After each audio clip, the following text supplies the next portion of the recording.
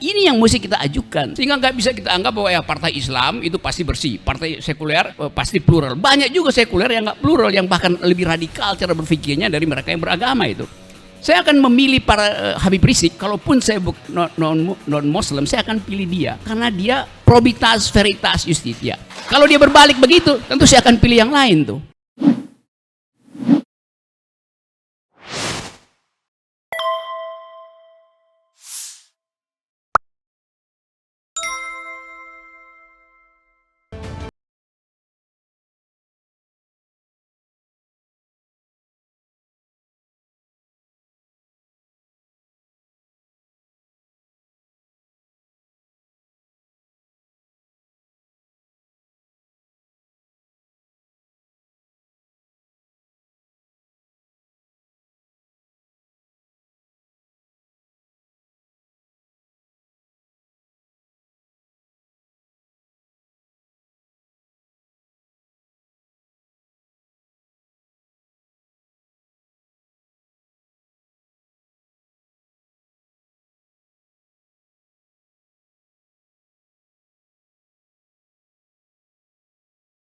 Tadi betul Babe bahwa COVID Oh sorry.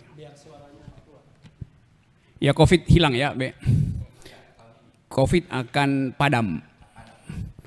Tapi di Indonesia cupit akan menyala.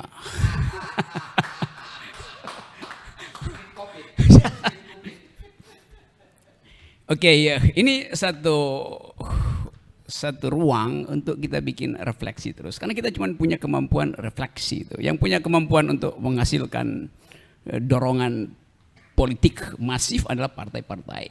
Tapi justru kemacetan itu ada di dalam partai-partai, sehingga tugas edukasi, tugas membuat etik itu jadi norma politik itu diambil alih oleh LSM, diambil alih oleh BEM UI dan BEM Nusantara tuh.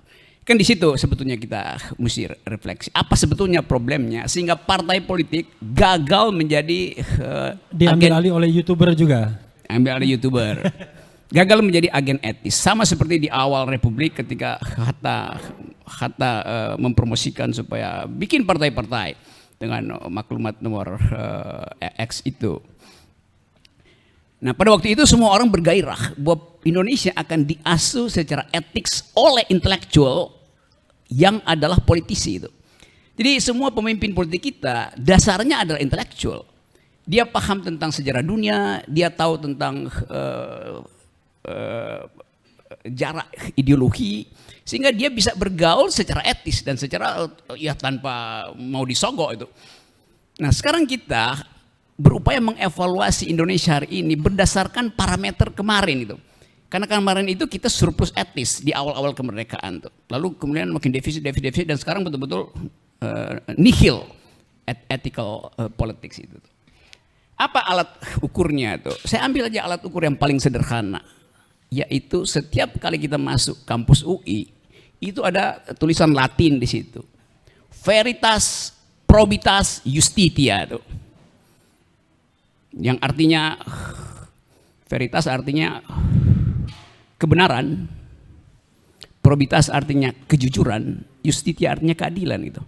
Biasa begitu kan, kampus di luar negeri juga bikin semacam dalil untuk membangkitkan motivasi itu. Di Chicago tagline-nya itu Crescat Scientia Vita Esculator.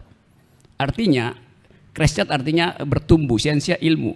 Menumbuhkan ilmu akan membuat hidup lebih mulia tuh. Vita esculator, vita artinya hidup, esculator artinya agung mulia tuh. Kita jangan ambil yang jauh sana. Di UI aja. Sekarang kita pakai dalil UI itu untuk mengevaluasi politik, mengevaluasi UI sendiri tuh. Apakah politik kita berbasis pada prinsip pertama tadi, veritas, kebenaran? Nggak ada. Dusta adalah aktivitas politik utama kita, bukan kebenaran itu. Prinsip kedua, probitas, kejujuran itu. Nggak ada juga. Karena manipulasi adalah aktivitas utama politik kita. Justitia, keadilan juga nggak ada. Karena disparitas naik terus tuh. Jadi terhadap itu kita bisa katakan bahwa anak-anak BEM ini betul-betul mengevaluasi politik Indonesia berdasarkan dalil yang UI bikin sendiri itu. Nah, karena tadi diusulkan agar supaya diedarkanlah semacam cara baru melihat politik tuh, ngapain ada soal radikal, moderat segala macam. Jadi kita mau coba lihat Indonesia dengan kategori baru. Bahwa di Indonesia ada mayoritas, jangan sebut mayoritas, warga negara yang menginginkan dalil agama itu, imperatif agama itu masuk dalam politik. Ya sah.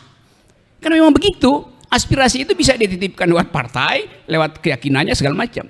Ada yang memisahkan antara keyakinan agama dan efektivitas dalam politik. Kita sebut sekuler tadi, tapi Babe bilang jangan pakai sekuler, itu pusing tuh. Yang non agama. Dua-duanya adalah warga negara itu. Biarkan hidup itu berlangsung tanpa ada saling mengolok-olok itu. Nah, supaya nggak mengolok-olok, kekuasaan itu nggak boleh berpihak di antara dua itu. Biarkan itu bagian dari societal kehidupan biasa kita. Nah, kalau itu terjadi nanti akan ada kompetisi gitu. Misalnya saya kasih contoh. Ada 5 partai Islam, hanya 1 partai sekuler. 5 partai Islam korup. Si sekuler ini karena punya otak, dia tidak akan, 5 partai Islam yang ada dan 1 partai sekuler. Yang Islam ini korup, yang sekuler ini bersih. Maka masyarakat pemilih Islam itu, kalau dia akal sehat, dia akan pilih partai sekuler. Karena nggak mungkin dia milih partai yang basisnya agama tapi korup kan. Demikian sebaliknya, ada 5 partai sekuler, 1 partai Islam. 5 partai sekuler itu tukang bohong. Maka pemilih dari partai sekuler ini juga nggak mau pilih partainya sendiri. Dia akan pilih partai Islam yang tadi veritas, probitas, justitia. Itu yang namanya overlapping konsensus dalam politik. Cross-cutting loyalties. Nah, ini yang mesti kita ajukan tuh. Sehingga nggak bisa kita anggap bahwa ya partai Islam itu pasti bersih. Partai sekuler pasti plural. Banyak juga sekuler yang nggak plural, yang bahkan lebih radikal cara berpikirnya dari mereka yang beragama itu. Demikian sebaliknya tuh. Jadi karena itu keadilan tadi, probitas, justitia, veritas, jadikan juga parameter partai itu. Saya akan memilih para Habib Rizik. Kalaupun saya non Muslim, saya akan pilih dia karena dia probitas, veritas, justitia. Kalau dia berbalik begitu, tentu saya akan pilih yang lain tuh. Jadi cuman itu yang mesti kita pamerkan tuh. Kemampuan berpikir seseorang itu harus diperlihatkan pada rakyat supaya kita bisa pilih kan. Di belakang itu ya ada urusan sentimen agama segala macam. Iya, tapi bukan itu inti dari politik tuh. Jadi keterbukaan semacam itu yang harus kita ucapkan sejak sekarang. Nah, kita balik pada keadaan sekarang. Orang ingin agar supaya ada kejelasan kapan terjadi perubahan politik. Secara elektoral itu baru 2024. Tapi kalau kita menunggu 2024, veritas, probitas, justitia itu makin drop. Karena yang berlaku adalah bukan prinsip-prinsip tadi, tapi prinsip peternakan politik. Yang peternak politik siapa? Yang masih oligarki yang sama, yang mengincar ternak baru di 2024 gitu.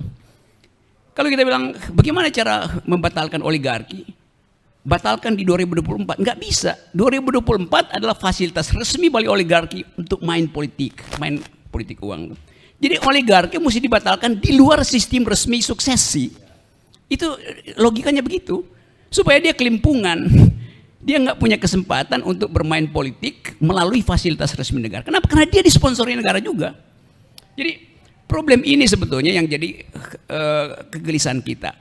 Tapi saya tahu psikologi beberapa peneliti atau bahkan tokoh politik atau elit takut melakukan perubahan sebelum 2024. Apa dasarnya? Itu inkonstitusional. Loh, konstitusi bilang bisa terjadi perubahan sebelum masa jabatan berakhir, kan begitu kan? Jadi dia bukan inkonstitusional, kalaupun terjadi dia adalah ekstra konstitusional, bukan inkonstitusional tuh. Di luar aturan, tetapi itu adalah akibat dari aturan yang sekedar melegalkan beroperasinya kembali oligarki itu. Nah, saya mempromosikan ini bukan dalam rangka makar, tapi untuk memperlihatkan, mempercepat perubahan demi alasan veritas, probitas, justitia. Nah, pembicaraan semacam ini juga dimaksudkan untuk itu.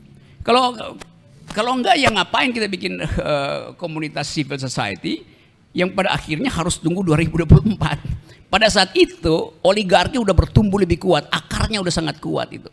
Karena dia akan manfaatkan seluruh potensi bangsa ini. Jadi sekali lagi balik pada tema tadi itu. Habib Rizik dia adalah monumen hari ini untuk mengumpulkan sisa-sisa energi etis tadi itu, sisa-sisa energi intelektual, sisa-sisa energi keadilan. Tapi tentu kalau dia dikumpulkan dia mengganggu oligarki, konfrontasi pasti terjadi itu. Tapi kita mesti ambil risiko itu tuh.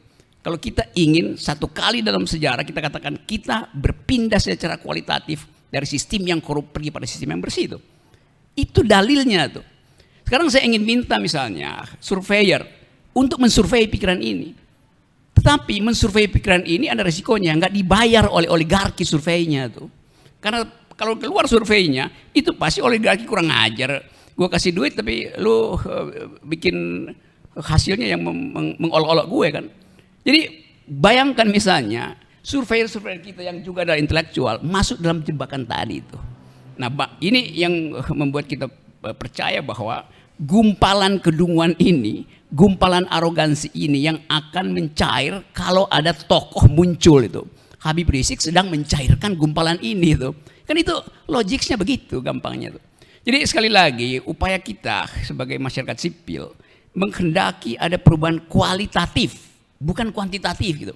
2024 itu kuantitatif doang, berubah secara kuantitatif artinya jumlahnya berubah, kualitasnya nggak berubah. Dengan kata lain, oligarki tetap ada di situ, bukan perubahan secara kualitatif di mana oligarki hilang. Kalau kualitatif oligarki mesti hilang.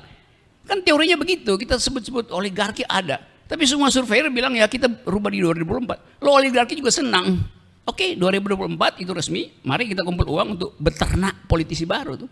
Jadi sekali lagi ethical drive ini atau sebut aja lebih kuat, ethical imperatif. Itu yang harus kita install ke dalam otak pimpinan-pimpinan partai itu. Karena masih ada mungkin sisa-sisa yang masih bisa bagian di otaknya bisa kita install ethical imperatif itu. Nah, cangkir opini adalah dalam upaya untuk menginstall ethical imperatif ke dalam sistem politik kita. Assalamualaikum warahmatullahi wabarakatuh. Luar biasa.